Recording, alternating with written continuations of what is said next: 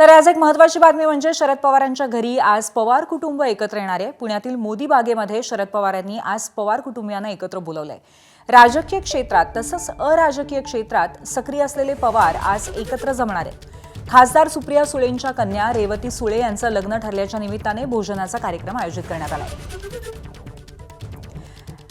आणि याच अनुषंगाने आपले प्रतिनिधी मंदार गोंजारी आपल्याला अधिक माहिती देणार आहेत। मंदार, एक अतिशय महत्त्वाचा असा हा कार्यक्रम आहे, कौटुंबिकदृष्ट्या सुद्धा आणि काही अंशी राजकीय दृष्ट्या सुद्धा, खास करून गेल्या काही महिन्यांमध्ये ज्या घटना घडल्या त्या पार्श्वभूमीवर।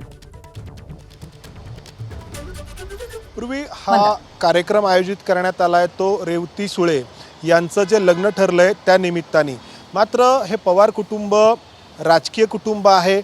या समारंभाला जरी राजकीय क्षेत्रात कार्यरत असलेले पवार कुटुंबातले सदस्य आणि अराजकीय क्षेत्रामध्ये काम करणारे पवार कुटुंबातले सदस्य येणार असले तरी या सगळ्याला पार्श्वभूमी आहे ती बारामती विधानसभा पोटनिवडणुकीच्या दिवशी जी वक्तव्य करण्यात आली त्या वक्तव्यांची।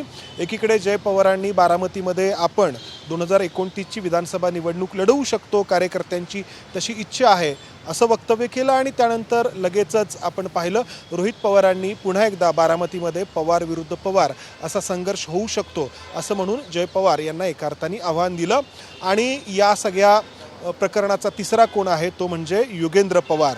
कारण बारामतीमध्ये आपण पाहिलं होतं की अजित पवारांच्या विरोधात झालेली विधानसभेची 2024ची निवडणूक युगेंद्र पवार यांनी लढवली होती आणि रोहित पवार देखील बारामती विधानसभा मतदारसंघातूनच निवडणूक लढवण्यासाठी इच्छुक आहेत हे देखील स्पष्ट आहे। तर या सगळ्या पार्श्वभूमीवरती पवार कुटुंबातली तिसरी पिढी जी राजकारणात आहे ती आपसामध्ये संघर्ष करताना आपण पाहिलं होतं। आत्तापर्यंत जो संघर्ष शरद पवारांनी दाबून ठेवलेला होता तो उफाळून येतो की काय अशी परिस्थिती निर्माण झाली आहे। त्यामुळे आत्ता हा कार्यक्रम मी जसं म्हटलं रेवती सुळे यांचं जे ठरलेलं लग्न आहे त्यानिमित्ताने जरी आयोजित करण्यात आलेला असला तरी या सगळ्या कार्यक्रमाला ही सगळी पार्श्वभूमी आहे।